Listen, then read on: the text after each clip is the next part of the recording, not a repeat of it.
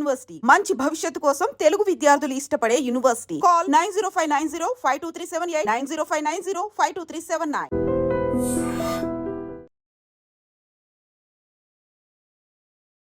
భారత్ యుద్ధానికి సిద్ధమైపోయింది. దాడి ఎప్పుడైనా జరగొచ్చు.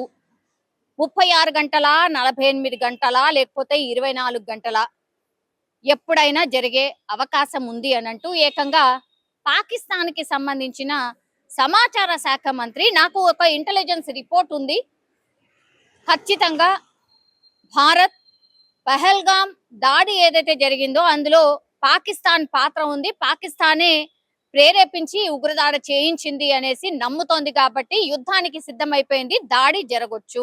అందుకనే తన సైన్యానికి కూడా పూర్తిగా అధికారాలు ఇచ్చేసింది.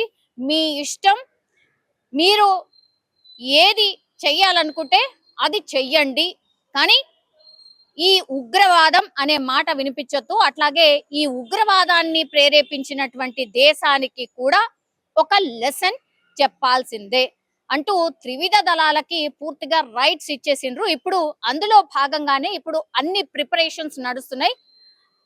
అందుకే పూర్తిగా యుద్ధ మేఘాలు కమ్ముకున్నటువంటి పరిస్థితుల్లో ఇప్పుడు పాకిస్తాన్ మంత్రి ఏకంగా ఆయనే వచ్చి చెప్పేస్తున్నాడు, ఎస్ యుద్ధం జరగబోతోంది, యుద్ధానికి సంబంధించి అన్ని అరేంజ్మెంట్స్ భారత్ చేసేసుకుంది, పాకిస్తాన్ మీద యుద్ధం అనౌన్స్ చేసినట్టే, పూర్తిగా నా దగ్గర ఇంటెలిజెన్స్ రిపోర్ట్ ఉంది అనేసి.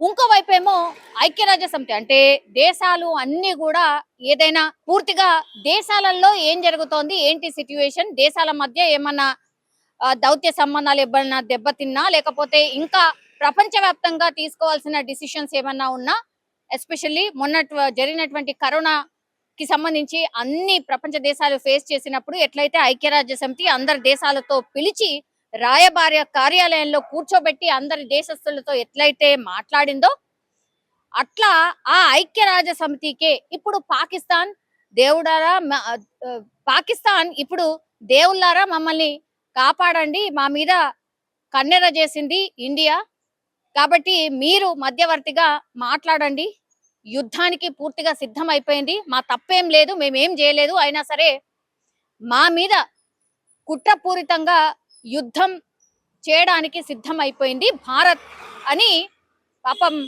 పాకిస్తాన్కి సంబంధించిన ఆర్మీ చీఫ్ ఎవరైతే ఉంటారో, అట్లాగే ప్రధాని ఎవరైతే ఉన్నారో వాళ్ళు విన్నవించుకుంటున్నట్టు సిచ్యువేషన్ అయితే కనిపిస్తోంది. ఏ తప్పు చేయలేదు, అట్లాంటప్పుడు నువ్వే చెప్పొచ్చు కదా, మేం చేయలేదు, కావాల్సి వస్తే మీరు పూర్తి స్థాయి ఎంక్వైరీ చెయ్యాలి అని అంటున్నారు. కానీ మళ్ళీ వేరే వేరే వాళ్ళు, మీ దేశస్తులు, మీ కేంద్ర మంత్రులు, మీ చీఫ్స్, ఇట్లాంటి వాళ్ళు ఏం మాట్లాడుతున్నారు, మేమేమన్నా భయపడతామా, రండి మేము కూడా సిద్ధంగా ఉన్నాం, ఇట్లాంటి రెచ్చగొట్టే మాటలు ఎందుకు అనాలి? మరి నిజంగానే మీరు ఏ తప్పు చేయకపోతే మీరు ఎందుకని ఐక్యరాజ్య సమితి దగ్గరికి వెళ్ళి మోకరిల్లి మీరు దయచేసి కాపాడండి, మాట్లాడండి అని ఎందుకు బతిమలాడుకోవాలి? మీరు ఏ తప్పు చేయనప్పుడు మీరే భారత్ తోని మాట్లాడొచ్చు కదా డైరెక్ట్ గా, ఎందుకు భయం? మరి ఇట్లాంటి బేసిక్ క్వశ్చన్స్ డెఫినెట్లీ అందరికీ వస్తాయి. మీరు తప్పు చేశారు కాబట్టే మీరు ఇంకొకరిని శరణు కోరుతూ మధ్యవర్తిగా ఉండమంటున్నారు, యుద్ధం వద్దంటున్నారు. ఎందుకు వద్దు, ఎందుకు చేయొద్దు, ఎంతకని ఓపుకుంటది?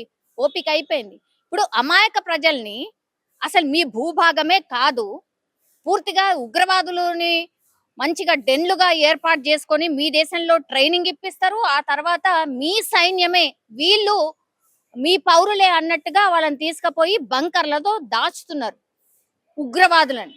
దీన్ని ఏమనుకోవాలి? ఈ రిపోర్ట్ ఉండదా మా దేశానికి? ఆ రిపోర్ట్ ఉండదా?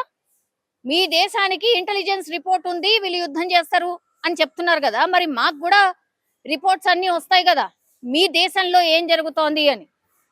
అదే రిపోర్ట్ మా దగ్గర ఉంది, దీనికి ఆన్సర్ ఉందా? మరి లేదు. కాబట్టి మీరు చేస్తున్నారు కాబట్టే మీరు భయపడుతున్నారు. ఇప్పుడు అన్ని తీర్లా ఇప్పుడు మన భారతదేశం మాత్రం పూర్తిగా యుద్ధానికైతే సిద్ధమైపోయిన పరిస్థితి అయితే కనిపిస్తోంది.